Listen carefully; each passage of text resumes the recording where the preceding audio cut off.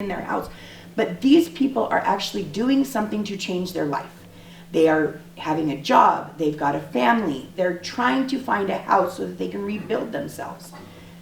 People are not going to apply for those things that are walking around the street doing drugs, that are defecating and peeing and starting fire. Those are not the people that are probably going to be applying for these housing.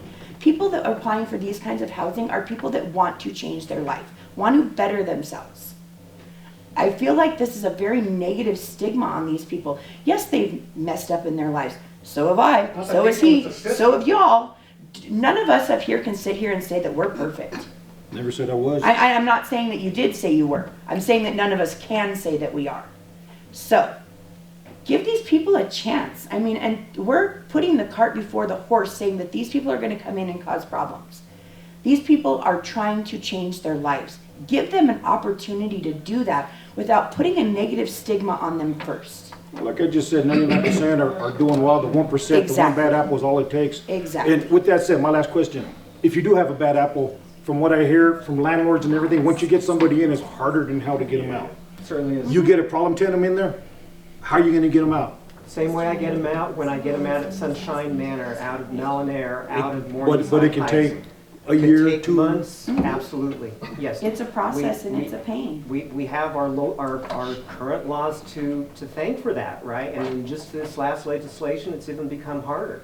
So that's the importance of why the screening process for anybody who has rentals is so important, because you can go 6 months with no rent and continued damages. Absolutely, yes. And that's not just because of my properties, it is anybody who has a rental house. Yeah. And I don't mean to be hard on you, just questions, some questions It's all good. Thomas? I've been asked. Yeah. Just quickly, maybe it's a libertarian view coming out from me on this. I don't think it's any of our business necessarily. Like, first of all, we have no authority over this issue anyways, so having this debate over it is meaningless to me. I've been in difficult situations in the past, and I've been fortunate to have housing during that time. I was lucky because I had friends and family there that could support me, but not everybody can. Without housing, I probably wouldn't have made it through it. It's incredibly difficult for people to do that. Helping people is incredibly difficult to do. There's not going to be a 100% success rate. It's not going to happen. I don't care how good anyone is, but if there's some success, I think it's worth it. And that's all I got to say. Councilmember Mullins, I appreciate that, and I'd like to thank you for sharing your personal story. I will share a personal story of my own. Homelessness is an issue very near and dear to me. I've had 2 family members dealing with homelessness. One due to drugs, alcohol, bad decisions that occurred later on in his life. It took me 3 times to set him up in an apartment before it finally took. But it did, right? My sister had aggressive breast cancer. She lost her job, she lost her house. She had 2 children. She was homeless except for the fact that I was able to buy a house for her here in Rocky Ford and relocate her from Denver. People have medical issues that create homelessness as well. And if not for my ability to purchase a house for her to live in, she and her 2 children would be on the streets. These are the type of people we're trying to address, trying to help as well. My sister passed away, leaving her 18-year-old son and her 10-year-old daughter. The 18-year-old son raised a 10-year-old daughter because he wanted to be a man. We are trying to help those very same people. I'd like to say that I hear you. I have immediate family, extended family, homeless, issues. But there wasn't a single question I asked tonight that I haven't been asked on council from citizens. So, yeah. Well, we look forward to whenever we either have a ribbon cutting or a grand opening. And you will notice that on those Facebook posts, we do not post any responses to Facebook, right? It is an endless pit. So we will not post any responses if anybody asks why we're not. You will see the proof when it's completed, and you will see the smiling faces. And I think with our project taking here in Rocky Ford is trying to address the homelessness issue before it becomes an issue like Colorado Springs or Pueblo, or, heaven's sakes, let's not get into the Denver issues, right? But I think you're trying to address these issues now while they're still small and people will have resources. I think this is a shining example of what small communities can do to address the homelessness issue that is not going away. Housing crisis is real and it will only get worse. But thank you. Thank you. Steve, one that I have, so, kind of hearing, I think, some of those, and some of those questions come up, try to do the best to explain it with the information that I have, and I'm sure others. And one of those that comes up that we heard is, it's complicated, is, how do they apply? How can someone apply? Who is eligible? Who are our neighbors going to be? How do we know who our neighbors are going to be? And that's where I think, hearing from you, it's not, it's case by case, or it's complex based on the assessment.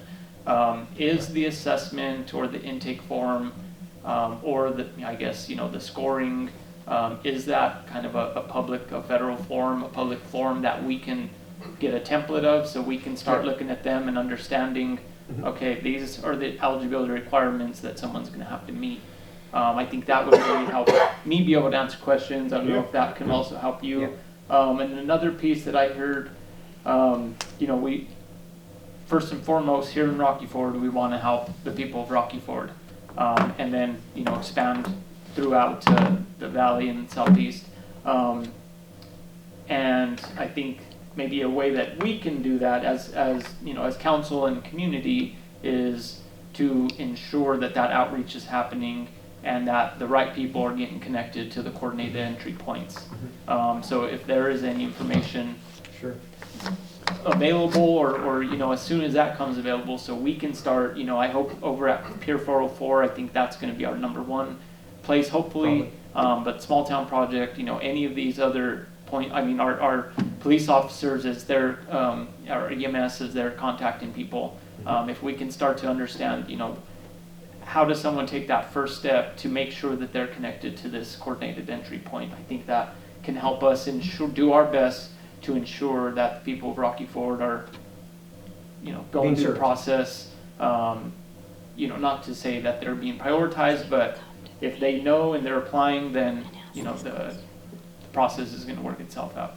Absolutely. So again, we will probably start the coordinated entry process in about August, but what we'll certainly do is I'll send to Rebecca our tenant selection plan and also the tool that is scored called VI SPDAT.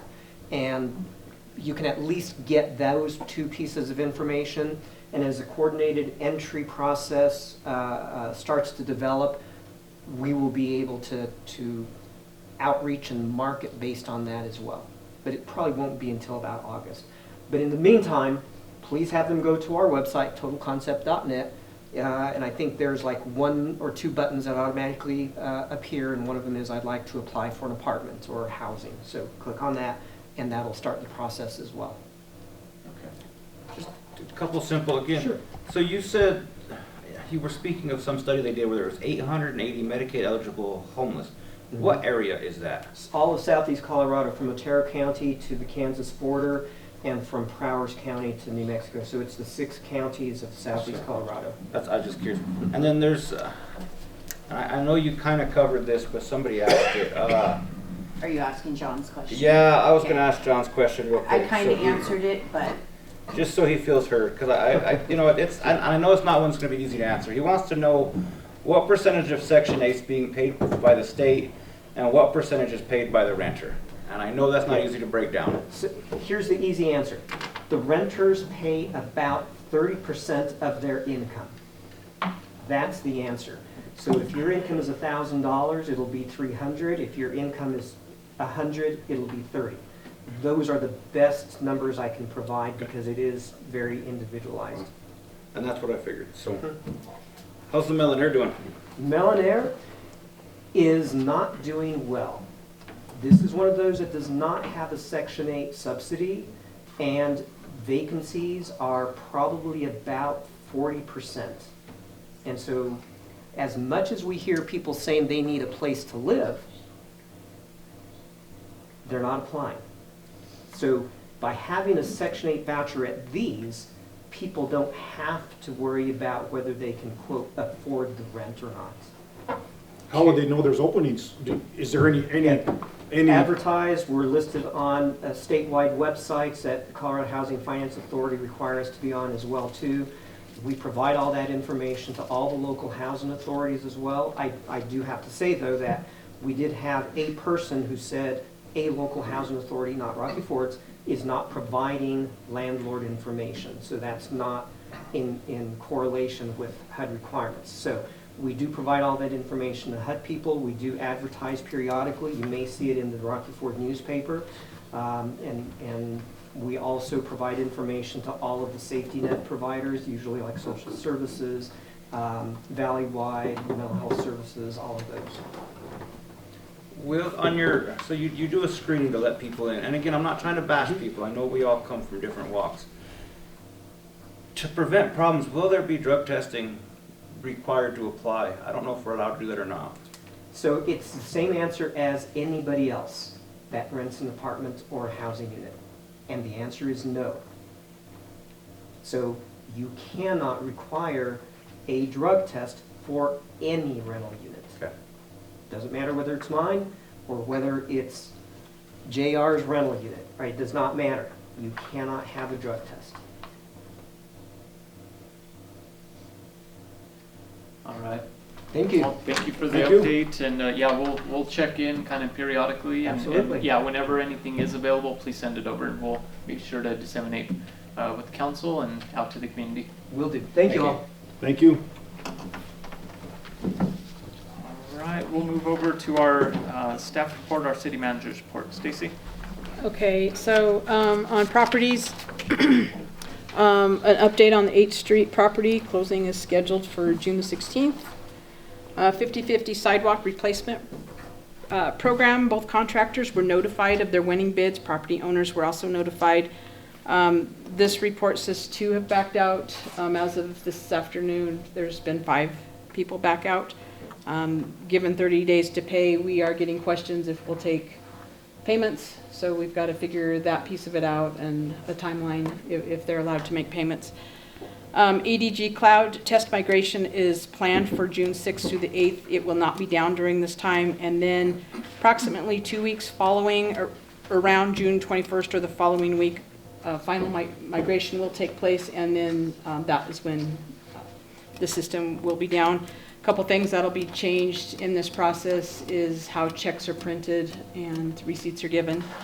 So Michelle's already worked all that out. I don't know if you've had a chance to look, but there is a new bench at Railroad Park. It's the Reggie Ortega Memorial Bench, and it was donated and installed by the Ortega family. Just upcoming, the Planning Commission meeting is on Monday the 2nd, 7 o'clock. Department updates. The Rocky Ford Fire Department celebrated National EMS Week last week. They are also in a partnership with the American Legion to put out flags, and heard that Chief Wallace was part of that, so thank you. Rocky Ford, the police department, Chief Wallace and Chief Gonzalez and myself are meeting with Randy Sneed from DOLA tomorrow, and that's to discuss some funding opportunities from DOLA for the 26 budget on getting the police department side of the public safety building done. Rocky Ford Communications, the tornado siren at the PD has been repaired. It was in need of a new controller. Public Works installed several service lines last week. They looked at a mechanical street sweeper from Ferris. They did a demonstration at City Hall. The mayor and Councilman Martinez were here for that. They did provide some options for finance if we're interested, but that was just a follow-up on a directive from a meeting in March. Sursa Claim, the water treatment plant materials have been ordered. Councilman Barone. It's ordered. I was gonna ask you about that, thank you. Yeah, so- I'll scratch my question. Yeah, new sections of fencing, some poles, and the maintenance gate will be installed there. And then the restrooms at the fairgrounds have been restored. Rocky Ford Parks and Recreation and Cemetery. The cemetery looked great for Memorial Weekend. I know the weather was kind of lousy one day, but it looked really good. Several months ago, maybe a year ago, the city was awarded a $40,000 Nature Everywhere grant, and they are coming in person to do a site visit June 2nd through the 4th, and they want to look at identifying play inequities in Rocky Ford, so to highlight, where we can add more places for kids to get outside and play other than just Crystal Lake. So that's an amazing development there. Summer ball starts next week. They'll play all of June. Rocky Ford Library is gearing up for the summer reading program, and the Rocky Ford Museum had a tour from the elementary school last week that Councilman Mullins helped with. Thank you for doing that. Update on the pool. It's full of water. It's ready to go. We're just hoping that My understanding, the second graders are I was using it gonna tomorrow. say, I've already packed her that for things tomorrow. stay as planned, and No No school-age issues. siblings are allowed. thank you, Councilman Mullins, for cleaning our windows and fixing my window. I sure enjoy the fresh air. Yeah, no problem. It was nice in her office today. Do you have any questions? So the 8th Street property, nothing's changed, it's just we're finally getting a date to close on that, correct? Okay. The title company finally gave Yeah, us I- a closing date. I just wanted to make sure, it's been a minute. I stopped in earlier speaking with you today. You brought up the 50-50 sidewalk help. We've already got 5 people, you say now backing out. Some of the question, or one of the questions that was raised, or a comment, I should say, that I was made aware of is citizens, I don't know, they're under the impression, some of them are under the impression the city owns the sidewalks. My understanding is most residential houses, it's part of the property with an easement. Correct. That is why when we have snow, it's up to the property owner to clean it. Otherwise, you can be held liable if somebody slips and falls. So I don't know, maybe we can let the citizens, I was talking earlier, maybe we can put something out. Yeah, the city does not own the sidewalks in front of or around private homes. No, us offering to pay $50. $2,500 towards Yeah. new sidewalks for them is a benefit to Yeah. them. Yeah, Nice. but the comment that I read was that you own it, you fix it, and city does not own it. No. That's they- all outlined in our ordinances. Yeah, Yeah, it it's in is. the So I mean, it's really, I get. But I where just you're want to coming put it out there, the people that aren't aware of it, we need to make them aware of it. Well, Yeah. and part of that is as citizens, whether we sit up here or we sit out there, it's our responsibility as adults to make ourselves educated of the situation. When I first came to town, I made sure I was educated of the ordinances to make sure I wasn't breaking it. It's one of those things that we have to do. And question, on the identify the play spaces, Rocky Ford, when are they coming down on that? When? June 2nd through the 4th, June 2nd, 4th? so next Monday through Wednesday. Can we tag along?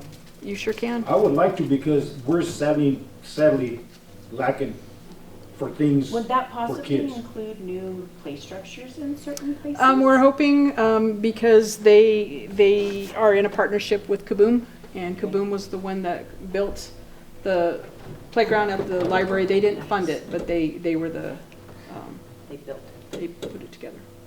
I could think of a couple places. Well, because we've your got to take the one down at Well, kind of. Babcock, correct? That needs to be replaced. Play park. Oh, excuse me, Play Park Hill, not Babcock, the one at Babcock's fine. And then you guys took the one out at the little park over Correct. by the fairgrounds. Yeah, because it was splintering. Yeah. Yeah, How about that's the- how the about the part one- I was thinking about. The one, the school district, the one that they're tearing down, will that park where the playground stay, or is that? We would like to have that conversation with Dr. Schneider. I have heard from school people that it's staying, so, well, one's right there. Karen, are we getting to keep that?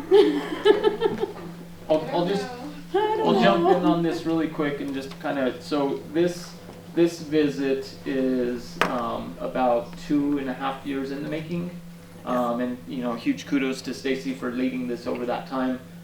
So I'm not sure if you did, anyone out here, but there was surveys that happened. There was some different in-person interviews that happened that a lot of people volunteered to gather. There was different site assessments of all the parks, all the playgrounds, all of the places where there once upon a time was a playground. And this study was done there was a study done in Colorado, and then through that study it identified East Aurora and Otero County. And then through that study in Otero County, it kind of delved into Rocky Ford as being the most inequitable for play spaces. So there's been a lot of work that has happened kind of leading up to this. And yeah, so if you filled out a survey at any point, it was probably in 23, I feel like. This is a result of that, and hopefully it will lead to some new play spaces or some improvements. That This was had an nothing to do with the GoCo grant, right? With all the things we were No, doing this with was the an fairgrounds? assessment done through That's Kaboom. totally separate? Yeah. It all kind of plays together, but yeah, separate project.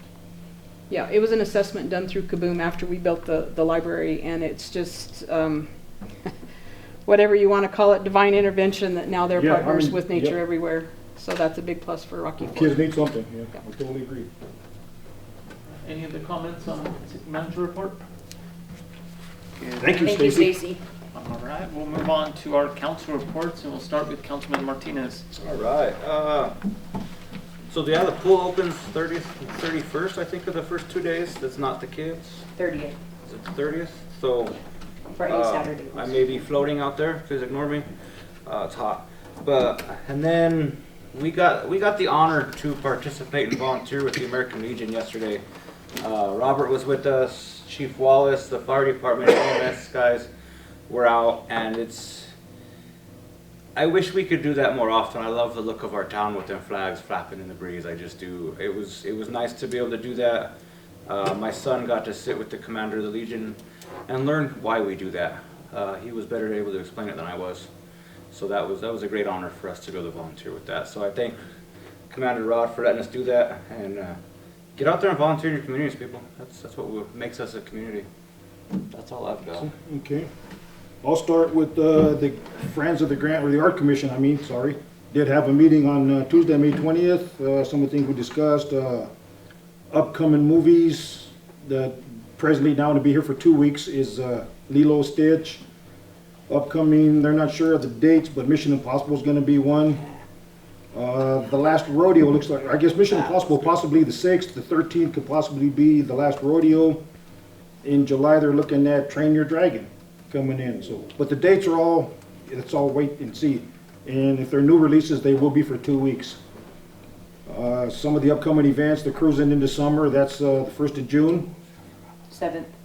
Or June 7th? Okay, I'm sorry.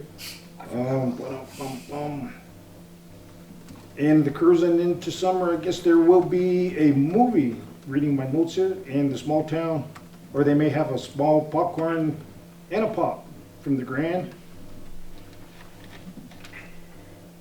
Got my notes all screwed up here.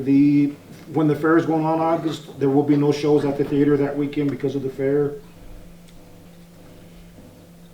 Art Valley Fiesta Queen, July the 19th at the theater here. Chris Sandoval, the projectionist, he should be in Texas this week, in Dallas, doing the training for Fort Worth. or Fort Worth, yeah. So, but he should be there, be back. He does have a backup projectionist if needed, but he should be able to do everything remotely from where he's at. So the movies will go on. 3D movies, pretty much history here. They're not going to be doing any more 3D movies here. Theater maintenance, they got some new fire extinguishers in. Electrical repairs were approved. Waiting for estimates on the floor installation around the concession and stuff from Cummings. There's one opening for membership on the Arts Commission, if you're interested. Advertising rates. The advertising rates over at the theater, it's what's currently in. They'll probably be these rates through the end of the rest of the year for ads. Let's see here. If you want to attend your business, if you want attention to your business, have an event, or you want to promote, tell your best person need to make public service announcements, want to wish your friend a happy birthday, the rates will be one weekend $15, for the month is $50, 6 months is $300, annual is $500. The people doing the longer ones are gonna be more like your businesses, advertising and everything. The ads start at 6:45 or until 7:30 when the movie starts. You can create your own, or the grant has people where they can help you with for your own ads.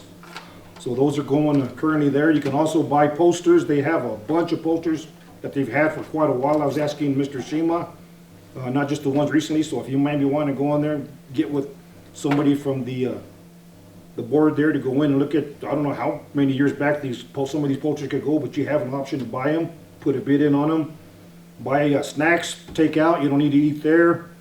Volunteer, there's a lot of volunteers there. If you got free time, go and help them out. Do a little volunteer there. There's all kinds of volunteer activity around here.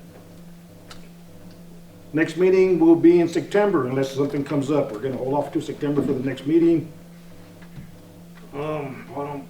That's pretty much for the Grand, Friends of the Grand.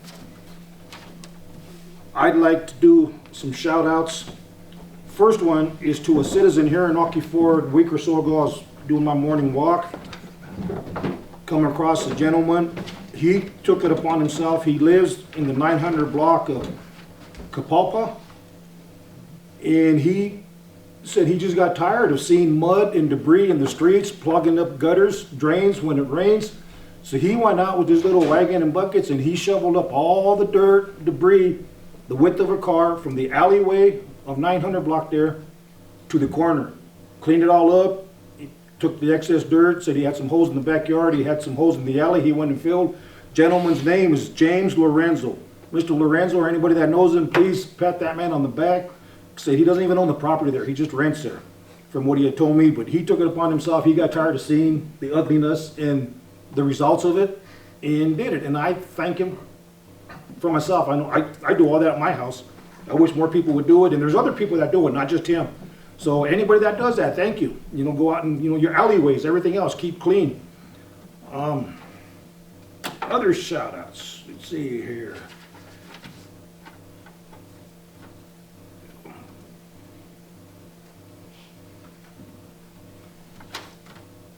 Chief Wallace, Chief Gonzalez, EMS personnel, fire personnel, Nick Jr., Nick Sr., Mr. Martinez here, the council member, with this Monday, going out with the flags. Thank you very much. It was all, also there were a couple of members from the American Legion, which there's not a lot of members in it, so that's why we're helping them. And they were there to help us. If there were some citizens there, like Nick and myself, I'm sorry if I didn't get the name, but thank you for being there. But one thing that was brought to my attention, like with the EMS and the fire, they're helping, they're assisting, they're giving us the protection with the flashing lights on the street, but at any time they might be called out on emergency. It would be really nice if we can get the citizens, more citizens involved to help out. These are, you know, Memorial Day, honor our vets, honor our fallen. You know, just things like that. Just get out and help them. It took us an hour in the morning, an hour in the afternoon, if that. Yeah. You know, simple, you know, and just, it makes the city look really nice, and you're remembering, giving the honor out that's well deserved.